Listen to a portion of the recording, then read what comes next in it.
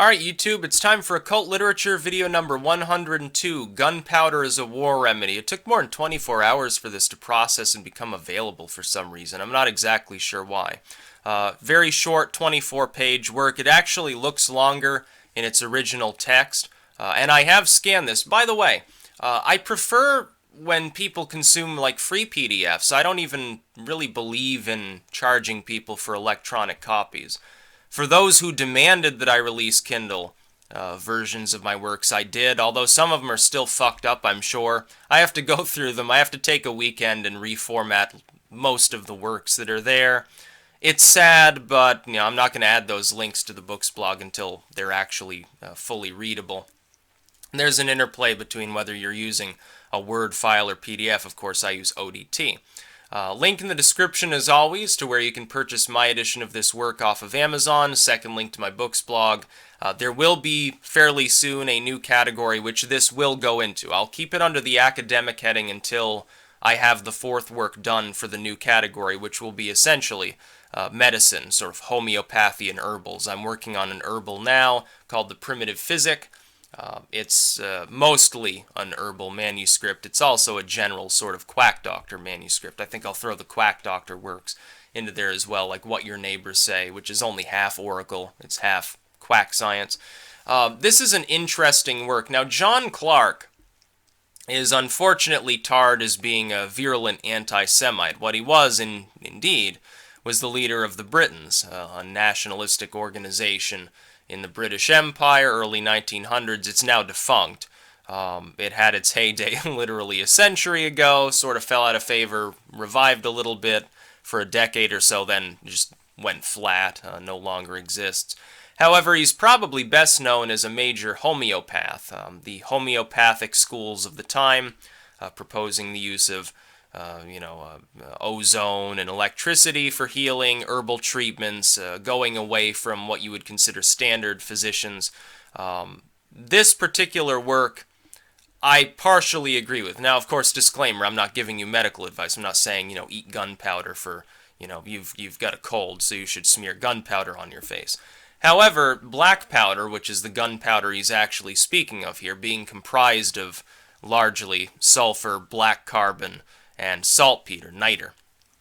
These three substances do have medical action. Of course, black carbon isn't really an antiseptic or anything like that. We know it best as what they grind up and give to people who are overdosing or they're really, really drunk to clean out their stomachs.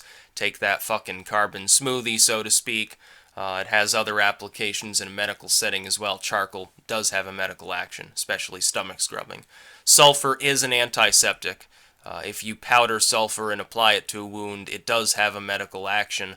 Whether it's better than some of the other more homeopathic treatments, ground up chamomile or rock salt or, something like that, I guess remains to be seen. We should be doing more studies into such things because I'm sure we could create a very large number of poultices and internal applications for various compounds, herbs, and minerals and so forth that would at least closely resemble the results that we get now from more standardized pharmaceuticals.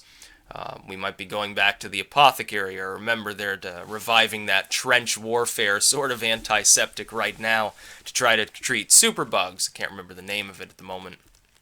But this interesting work delves into specifically the use of gunpowder as extracted into a solution and applied topically or used internally.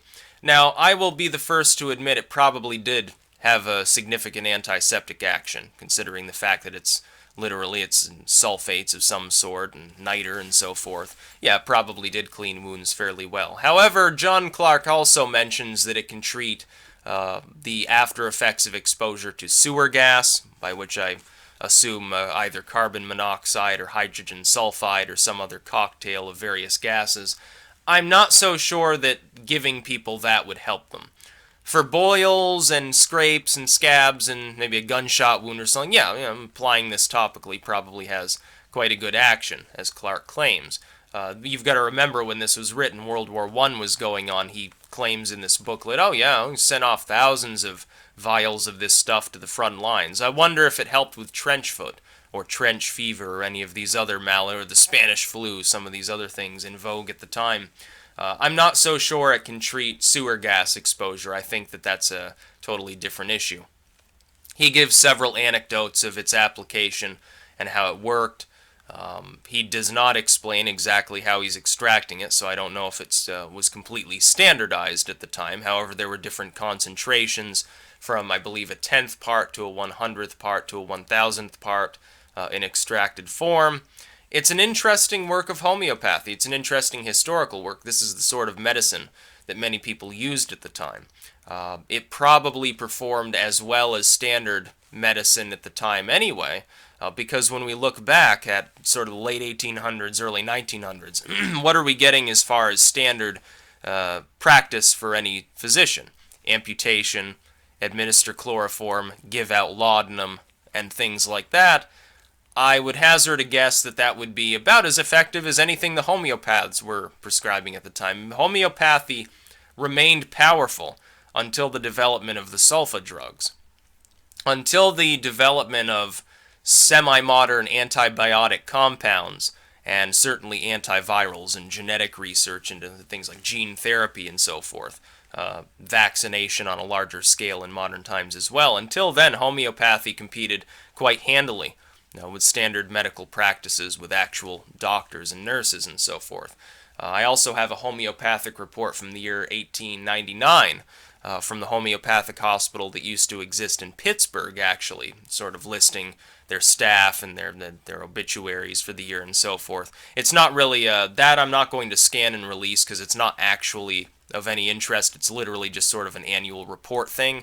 But at the same time, this was big money back then. They competed just as well with any standard medical practice at the time until the 1930s. That's when they sort of fall out of favor as standard modern medicine approaches. The sulfa drugs are developed. The rest is history. John Clark, though, at the time was probably just as wise as any actual medical doctor, had access to the materials to treat disease just as well. And so this is an interesting homeopathic work. It's not an herbal. It's not technically a medical work per se, as in, well, here's the standardized measurements, here's a list of recipes and stuff. That's the sort of thing I'm editing now.